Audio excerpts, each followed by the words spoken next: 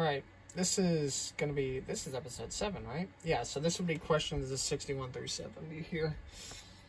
Are you going to answer me or what? Yeah, this was a weird one because when I got this, I legit went on my Instagram, I went on Twitter, I went on Discord, and I could not find any DM from anybody that I hadn't replied to. So I didn't know who sent me this. I know there were some people I leave on red on Twitter that because they're like GFX artists or whatever and they want me to commission them, which I appreciate the grind. I know you're trying to like make some money and like put yourself out there. I'm just not really one of those people to do it. So like, yeah, I don't know. This was a weird one. I still don't know. Because like I said, I checked everything. And I just don't know what they mean, so. I feel like we'd click. Again, this was one of those that, you know, I get a few of these every once in a while. And I tell them, because I post all of my Tellonyms to Twitter, like, anytime somebody tells me this, like, I always try to tell them, hey, send me a DM. Because my Discord profile name is on my Twitter account, my Twitter profile. So anybody going through my Twitter profile can like add me on Discord. So I always tell them, hey, like shoot me a DM. I reply.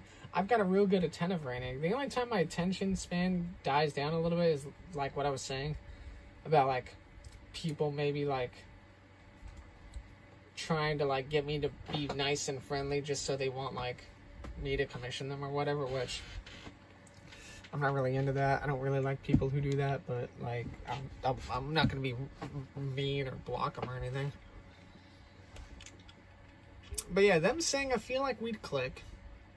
I get along with anybody. Like if it's one thing I've always been good on how to do, it's reading people, reading their personality very quickly, and understanding what to say around them.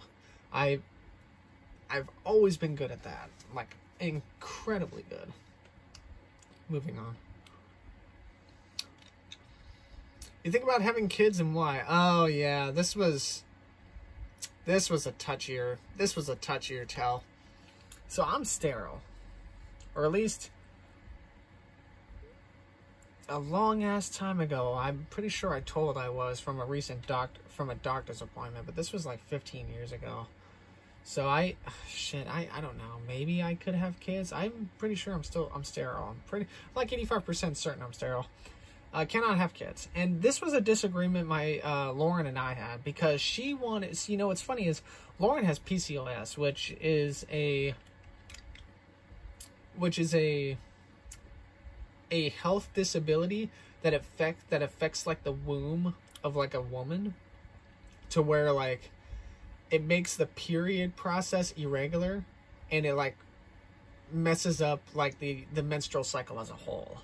So Lauren has PCOS, and it was crazy because that was like one disagreement we had a couple of times, was if I can't provide, I would really like to adopt. And she disagreed with me and said that she'd rather have the kids be hers and not go and adopt somebody. And I don't know, even to this day, I still like don't really, I mean, I guess there's a certain pride you want to have with your partner about having kids like with your own genetic and blood, but I just feel like people should be more open-minded to the idea of adoption, like saying, hey, he's 4 years old and I understand he's not our son by blood, but like if we love and support him enough and watch him grow into an adult, he's gonna look at us like we're his real parents. And I feel like that should be the goal. So yeah, it was kind of sad that she wasn't open to adoption. As far as, do I want kids? I don't know. I feel like that's like one of the age-old hammer heavy down questions in society. I wouldn't mind it. I just would be really extremely nervous if I did have kids. And I would hope I'd freaking do enough and do my part to take care of them. That's for damn sure. So, oh yeah, so that was 1, 2. All right, kids 1 is 3. We need to remind ourselves of that. When does someone look particularly good to you? I like it when people are themselves. As I've said here, if you're an easy person, and this goes for anybody. This goes for like the energy. Is my dish hopper on? It fucking is. Why is it on? Sorry, ADHD go bear. If I can pretty much read the energy of a confident person, a sweet person, a shy person. I'm really good at reading what kind of people they are on the very few occasions I go out in public and meet with people.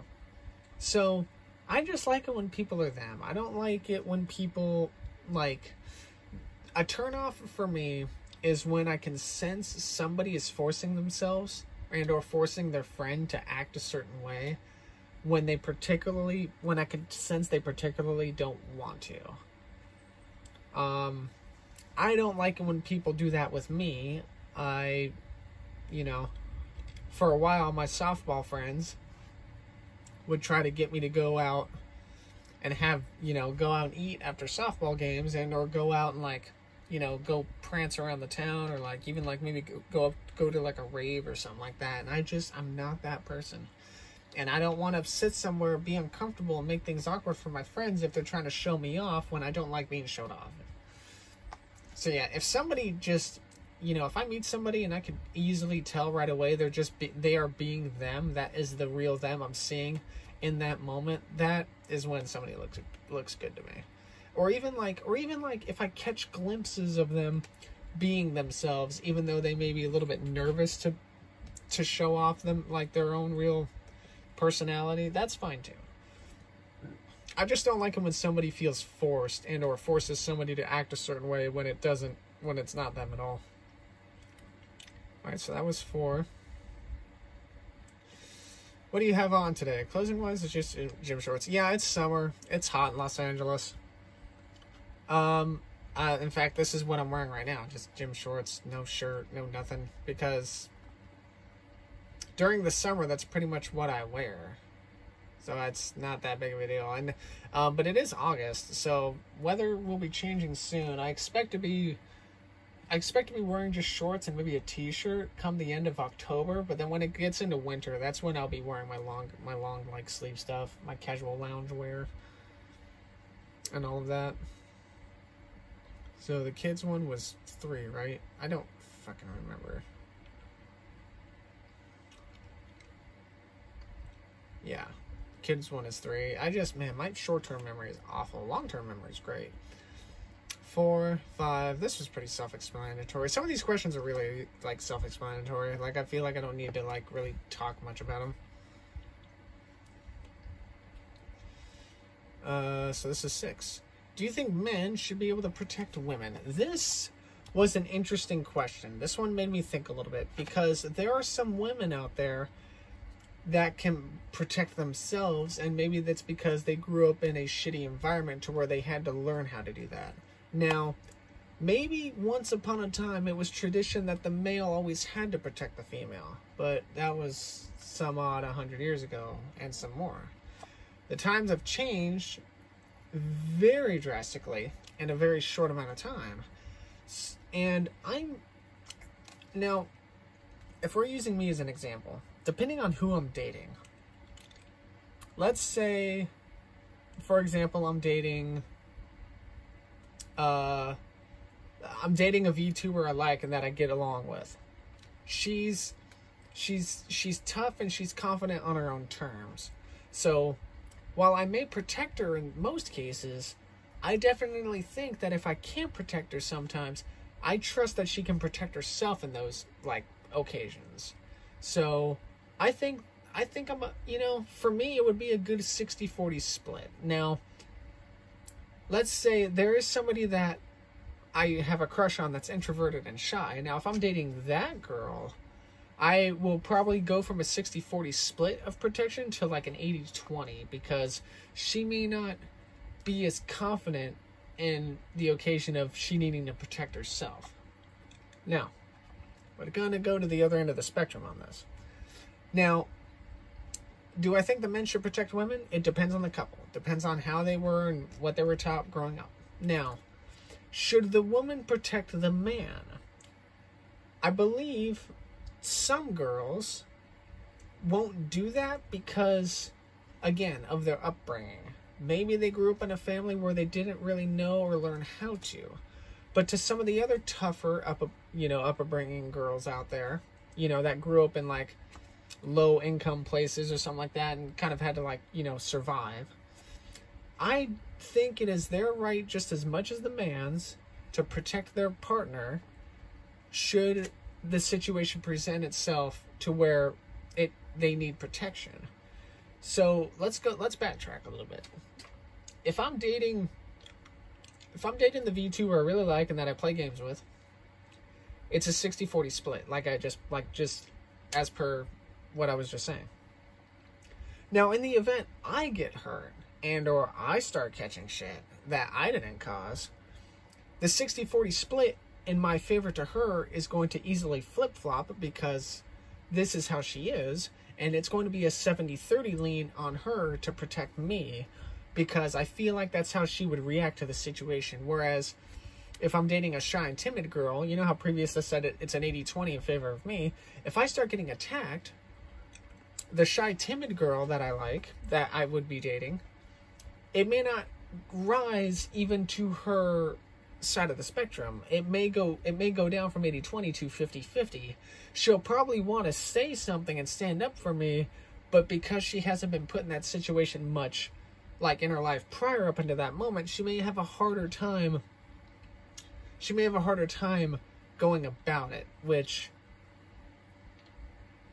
for some people they're kind of, a little nitpicky like that. But for me, it doesn't matter. I feel like as long as I see the effort of the girl, as long as I see the effort of my partner attempting to protect me and, keep me clean and my nose out of trouble, that's all that matters to me. And if, even if she like says she feels like she doesn't get a good, oh my God, English is hard. Even if she feels like she's like, tells me she feels like she didn't do a good enough job, then that would be okay. Like, because some people are a lot better in those situations than others. So, but yeah, should men protect women, and vice versa? Entirely on the couple, entirely on the relationship, entirely set upon what they do for each other and like what guidelines they follow in their own terms, I feel like. But yeah, I definitely, just depends. I think men are tasked with protecting women a little bit more than the other way around because that's just how humanity has always been. Definitely depends, though. This was a really good question. Yeah, I had to like sit in my chair and think about it for a little bit. I freaking lose track of things. Kids was number 3, that much I remember. So 4, 5, this was 6. Anytime I get a little heart on my Tellonym, that tells me that they liked my answer, I guess. Do you have a best friend? Yes, I have 2. One in Texas, one in Peru. They are Michael and Diego. They're like, we are the trio of amigos. Now, I do have other best friends, but they're just not as like on the same tier level. I have one in Poland that I adore and admire. And I've got one in France that I absolutely just like cherish. And I have other, I've got one in Australia. I think I mentioned this in a previous Tellonym video. I've got like a little U.S. embassy of friends in my life. So but they definitely, Michael and Diego are definitely a step above the rest. And this isn't to disrespect my other friends. It's because these two I've known pretty much almost the same time, in like 5 years and some change. So what's crazy is I met Michael a month before Diego. And at the beginning of 2019. I met Michael in February 2019. I met Diego in March of 2019. And I met Michael through Derby Buru, which is a My Little Pony fan art site. And I met Diego through DeviantArt, which is just, you know, it's the classic fan art site. So those two are my absolute best friends. I think that was 7. What is your take on people that walk past homeless people without even looking at them? They are entitled to do it. So I've done it.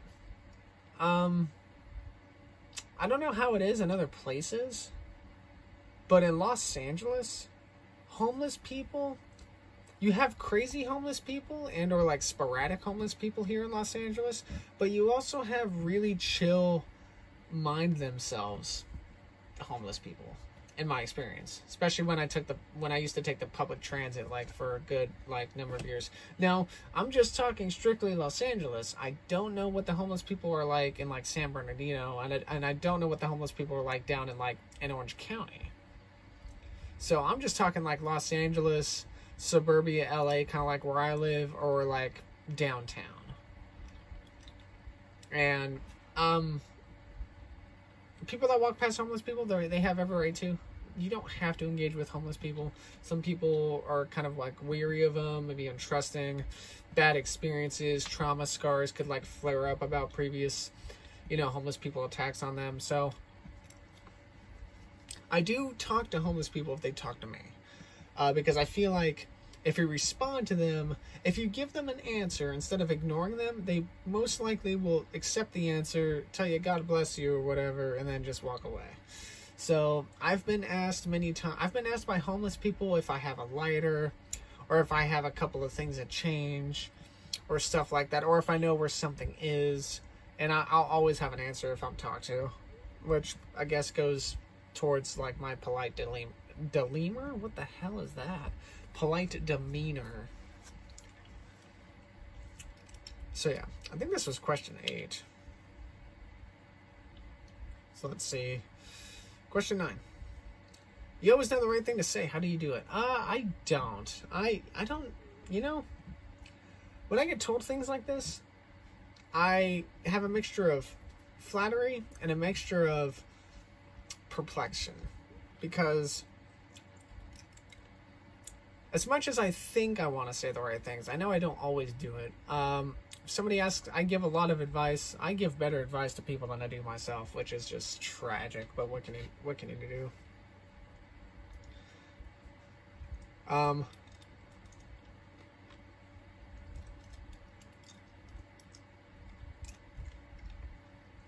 What's it called? Yeah, I say what I think is the correct thing to say depending on the situation or depending on what's asked of me. Does it mean it's always the right thing? Not necessarily, and I understand this. But my mind has a very creative depth to it. So if this person, this is one of those where I feel like a friend messaged me this, or like somebody I know. And because I don't have the year's subscription to Tellonym, I don't even know. I wouldn't even know. I'm gonna have to scroll back through these when I get that unlocked, just so I could see if I could figure out some people or not. But it's crazy because I get told things like this, and then I immediately think, okay, this person actually knows me more than just my account or my profile. So yeah, it's always interesting. But yeah, I give really good advice. I don't always, but I always understand I don't always say the right things. Like, I try to say things to people that ask me of something in hopes that it either relaxes them, comforts them, or inspires them to look at things from a different angle to help them with their own lives. That's pretty much the gist of it. Number 10. Would you rather live somewhere only cops have guns, or people can have them if they want? This was a weird question because I pretty much had to put myself in a place of, do I want to live in a town like in Texas where everybody like could have open carry, or would I want to live in a town in California or New York where that's prohibited and the only people who have guns are law enforcement? I feel like and it's not, I'm not anti-gun or anything. If it is anything I'm anti of, I don't think rifles should be a thing. Unless if you, like, have passed a certain special background checks to acquire said rifles. Pistols are fine. Like I have a pistol. Yeah, they asked me this and I thought about it. I'd rather live in a town where only the cops have guns. Like, because we get a bunch of people with open carry, and, like, we would have neighbor shootings and housing accidents, and I just think it would be so chaotic and so, like, what's it called? So unpredictable. Whereas if the cops only have guns, now I understand the argument here I understand would be, well, what happens if you need a gun to, like, stop somebody from doing something bad and the cops aren't there and, you know, if they're not there in time, then they're going to get away. That is something that I don't know. Like, that's kind of a gray area opinion, because it's not something that happens often enough, I feel like. I feel like somebody, like, maybe back in the day it used to, like, way back in the 20s, 30s, the 40s and all that, like, maybe it used to happen a lot like that, but I just not anymore. At least not to my knowledge. Like, you still get your robberies and assaults and shit like that, but I mean, that's everywhere. That's not even just like the United States. You get that everywhere. I just think life is simpler to handle if you just live in an area where only the cops carry the guns. So that's my take on it. I have a revolver. I've got a 357. So it's not like, you know, I'm totally anti-gun or something like that. I have a revolver for the same thing, for protection. I don't take it with me anywhere. I have no need to. Like, what the fuck? Like, no, that's just asking for trouble if I do that. But yeah, I'd rather live somewhere with law enforcement has the firearms. And I believe that was question 10. So we're going to stop this here. At the end of, you know, I didn't do it at the end of the last video, but if you have any questions for me or want to send me telonyms, go ahead. This is my telonym tag. I think it's linked in the description. If it's not, I guess you could just comment in the video and ask for it, and I'll give it to you. But anyway, yeah, these videos are fun and different. It's a different style series on YouTube I'm having fun with.